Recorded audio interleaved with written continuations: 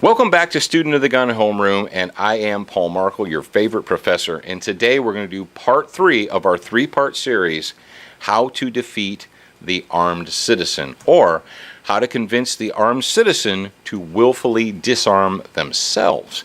Well, during number 1, we talked about ignorance.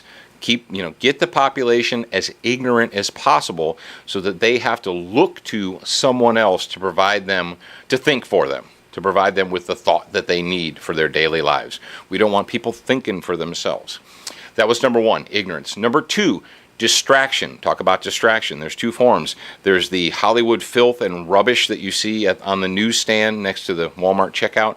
And then there are the social causes that you're supposed to argue with your friends over so that you will be distracted and not paying attention. So you've got that. So ignorance, distraction. What is the third one? Well, the third one, if you have escaped the ignorance trap, you're educated. You refuse to be distracted by garbage. Fantastic. How do we get you? Guilt. Shame and guilt. Well, how do we do that?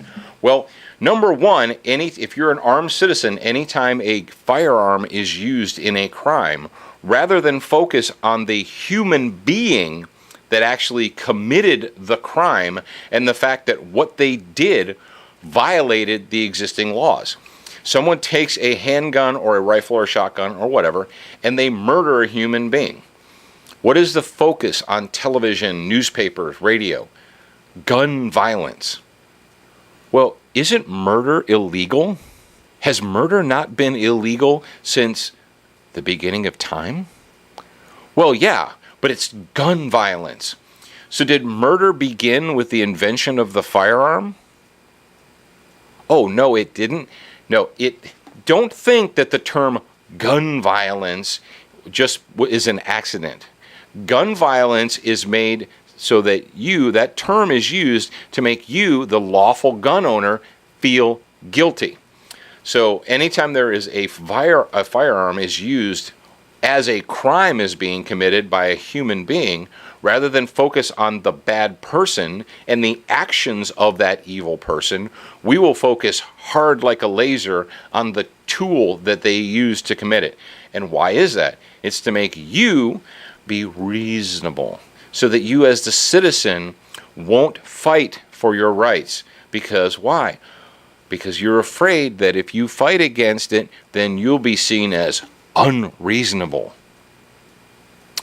Now, what else can we do? Well, we can manufacture some guilt. We can manufacture a situation that causes you to feel guilty for clinging to your rights, such as Operation Wide Receiver, which became Fast and Furious. Well, what is that? And what was that? It was a deliberately orchestrated plan by the Justice Department through its various agencies to funnel guns directly illegally into the hands of Mexican drug cartels. And it happened. And if one of our brave Border Patrol agents would not have been murdered by one of those weapons, we might not know about it today. But because it backfired in their faces, and one of our Border Patrol agents was murdered with a weapon that they deliberately allowed to be walked into the hands of people that they knew should not have been sold guns, should not have had guns sold to them. And my good friend Mike Deddy just wrote a book called Guns Across the Border. Yes? I tell you what, I'm going to look it up, and I'm going to put the link down there for you guys. But Mike Deddy was actually involved in it. He was an Arizona firearms dealer who was approached by the Justice Department and the ATF, and they said, hey, look, here's what we want to do, good patriotic American, and this is going to keep the guns out of the hands of drug cartels. Well, it did the exact opposite of its stated intent. And like I said, if there wouldn't have been for that one murder, you might not have known about it right now. But what was that designed to do? That program was designed to guilt you, the American gun owner, into accepting more reasonable restrictions on your rights. Certainly, if you don't accept more reasonable restrictions on your rights, you want more people to die because you just don't care about people. So, the big 3, what are the big 3? How do we convince the armed citizen, how do we defeat them by convincing them to disarm themselves? Well, we do it by keeping them ignorant, deliberately ignorant. Number two, we distract them with all kinds of vapid garbage and social issues so that they're not paying attention to what's really important. And number three, if they've gotten past the first two traps, we guilt or we shame them.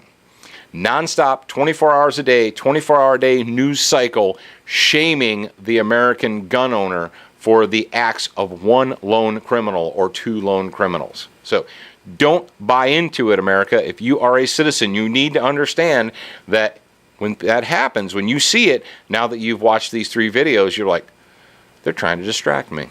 They're trying to guilt me. And guess what? I'm not playing that. All right, what is our book of the day? Our book of the day, as again, we've recommended this previously, but as we are talking about being a dedicated American citizen, a true patriot, we're going to recommend the book 1776 by David McCullough. Again, we'll put the link up for you guys down there. It's an excellent read. It details what we went through, what we as a nation went through in the year 1776, and how the revolution was not really a done deal. There were a lot of things where it was kind of teetering on the brink, and we were able to make it through and become this grand experiment as a representative republic. So, for all things Student of the Gun, go to studentofthegun.com.